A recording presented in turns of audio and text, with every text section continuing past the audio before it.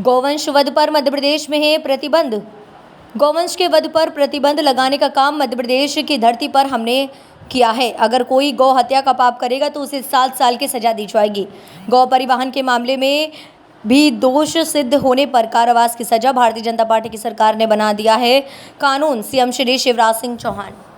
हमने पिछले चुनाव में जनता को जब हमने संकल्प पत्र जारी किया था तब ये कहा था कि हम गौ माता के लिए भी एम्बुलेंस सेवा प्रारंभ करेंगे। आज वो दिन आ गया है बहनों और भाइयों, आज वो दिन आ गया है जब एम्बुलेंस केवल इंसान के लिए नहीं होगी, गौ माता के लिए भी होगी और अन्य पशुओं का भी इलाज करना होगा। तो आप 1962 नंबर घुमाएंगे, ये एम्बुलेंस वहां पहुंचेगी जहां बीमार गौ माता है।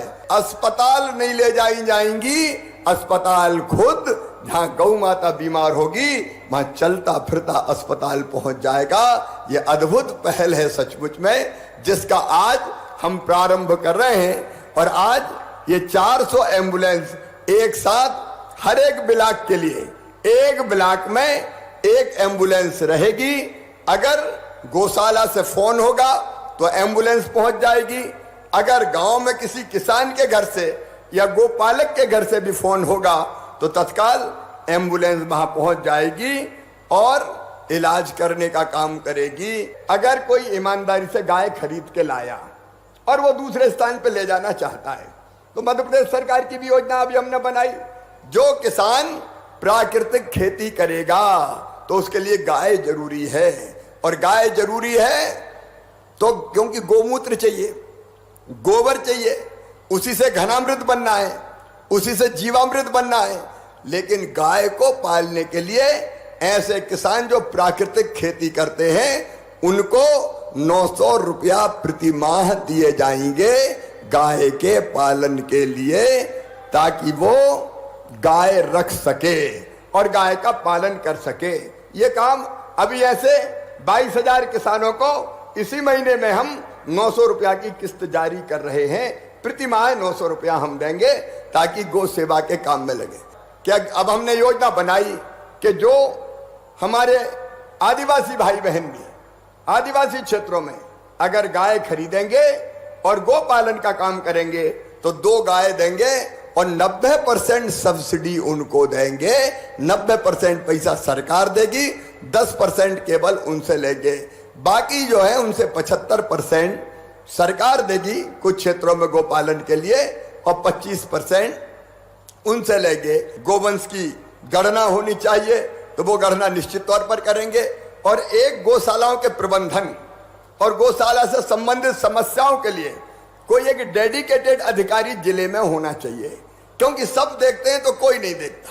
और इसलिए अपर कलेक्टर स्तर का एक अधिकारी जिले की गौशालाओं के प्रबंधन के लिए और जो समस्या आती है उनके समाधानों के लिए अलग से नियुक्त कर दिया जाएगा, ताकि हमारे गौ सेवक भी अगर संवाद और संपर्क करना हो तो उससे संपर्क करें। उसका नंबर भी जारी कर दिया जाएगा।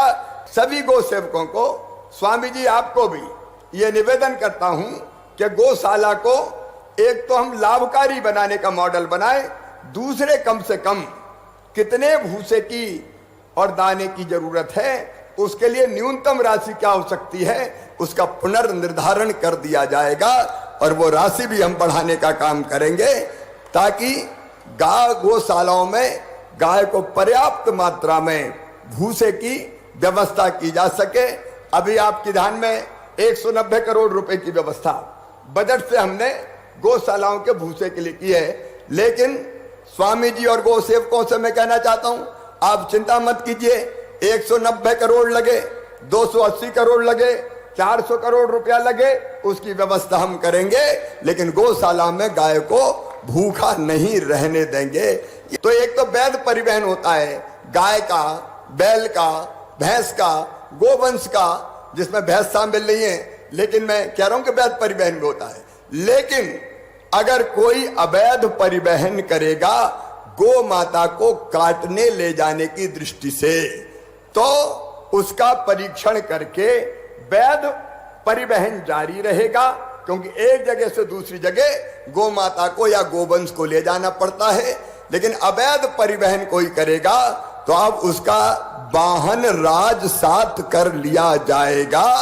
ये कानून हम बना रहे हैं, क्योंकि बिना वाहन राजसात के लोग मानते नहीं हैं। छोटा मोटा जुर्माना करके छोड़ दिया तो ये कुप्रवृत्ति बनी रहती है। गाय के गोबर से सीएनजी बनाई जाएगी। सीएनजी मतलब गैस, जिस पे रोटी भी बनेगी। और जगह जगह हम गोवर्धन प्लांट लगाएंगे, जिससे गोबर खरीदेंगे और गोबर खरीद के उससे हम सीएनजी गैस भी बनाएंगे, जिसका उपयोग अनेकों हैं। आप जानते हैं, उसके विस्तार में जाने की जरूरत नहीं है। तो अभी जबलपुर में काम चल रहा है, इंदौर में गोवर्धन प्लांट बना है। जगह जगह अब ऐसे प्लांट हम बढ़ाने का काम करेंगे।